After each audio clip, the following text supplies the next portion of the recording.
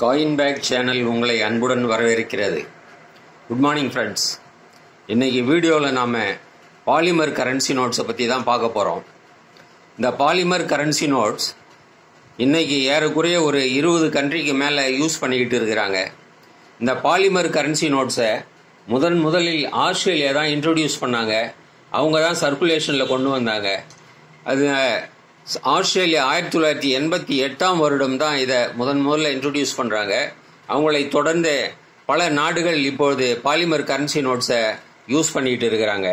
For example, இன்னைக்கு Australia, Singapore, Maldives, Nicaragua, Malaysia, New Zealand, Romania, Vietnam, Canada, UK, Costa Rica, இந்த மாதிரி பல நாடுகள் இன்னைக்கு பாலிமர் கரன்சி நோட்ஸை யூஸ் பண்ணிகிட்டு இருக்கிறாங்க.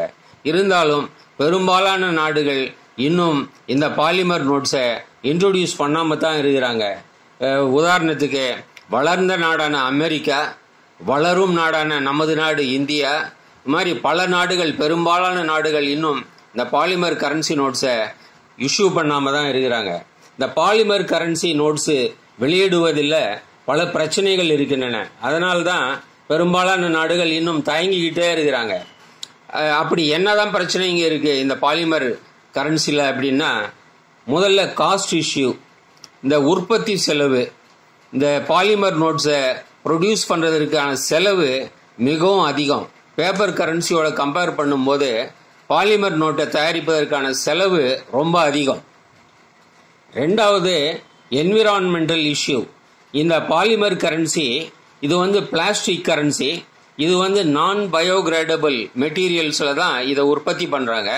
அதாவது எளிதில் மக்காத தன்மை கொண்ட இந்த பாலிமர் நோட்ஸு இந்த என்விரான்மெண்டல் இஷ்யூஸை கிரியேட் பண்ணும் அப்படிங்கிற ஒரு அச்சம் பல நாடுகளிடையே இருக்கிறது. ஏற்கனவே பொல்யூஷன் ப்ராப்ளம் நிறைய இருக்கிறதால இதை பற்றி பல நாடுகள் இன்னும் சிந்தித்து கொண்டு இருக்கின்றன. மூணாவது, ஏடிஎம் மெஷின்ஸில் இந்த பாலிமர் நோட்ஸை யூஸ் பண்ணுறது அவ்வளோ ஈஸியான காரியம் இல்லை. அதற்கு தகுந்தாற்போல் ஏடிஎம் மெஷின்ஸை மாற்றி அமைச்சால் ஒழிய இந்த பாலிமர் நோட்ஸை யூஸ் பண்ண முடியாது. ஃபார் எக்ஸாம்பிள், நம்ம நாடு மாதிரி பெரிய நாட்டில் நிறைய ஏடிஎம் மெஷின்ஸு யூஸ் பண்ணிகிட்டு இருக்கிறோம். இது எல்லாத்தையும் ஒரே நாளில் மாற்றி இந்த பாலிமர் நோட்ஸு யூஸ் பண்ணுற மாதிரி வடிவமைக்கிறதுங்கிறது அதிக செலவை ஏற்படுத்தும். அதனால தான் பல நாடுகள் இன்னும் இதை பற்றி ஆலோசிச்சுக்கிட்டே இருக்கிறாங்க. என்னதான் பிரச்சனைகள் இருந்தாலும் பாலிமர் நோட்ஸில் பல நன்மைகளும் இருக்கின்றன. முதல் நன்மை என்னன்னா, லாங் ரன்னில் பார்க்கும்போது செலவு ஆக்சுவலாக கம்மி தான். முதல்ல இனிஷியலாக பார்க்கும்போது செலவு அதிகமாக தெரியும். ஆனால் போக போக இதனுடைய லைஃப் வச்சு நாம் பார்க்கும்போது இது லாங் ரன்னில் செலவு கம்மி தான். ஏன்னா பாலிமர் நோட்ஸுக்கு லைஃப் அதிகம். நிறைய வருஷம் நம்ம இதை யூஸ் பண்ணலாம். பேப்பர் கரன்சி மாதிரி எளிதில் இது கிழிஞ்சு போகிறதோ இல்லை அழுக்கடைகிறதோ அந்த மாதிரி பிரச்சனைகள் இதில் மிகவும் குறைவு. ரெண்டாவது, பாலிமர் நோட்டில் இருக்கிற அடுத்த நன்மை என்னன்னா, இதை கவுண்டர் ஃபீட் பண்ண முடியாது.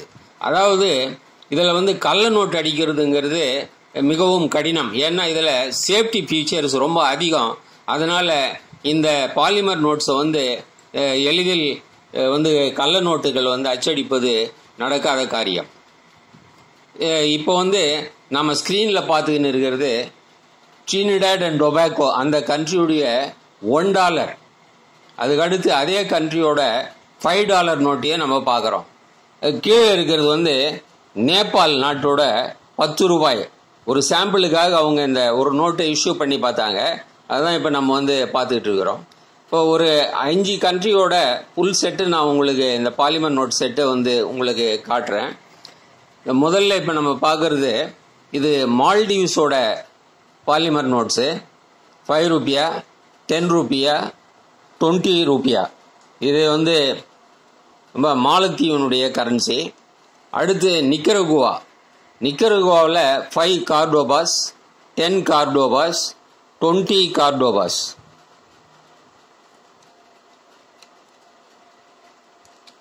அடுத்து மலேசியாவினுடைய கரன்சி 1 ringgit, 5 ringgits, 10 ringgits. இதுதான் மலேசியாவில் யூஸ் பண்ணிகிட்டு இருக்கிற பாலிமர் கரன்சி.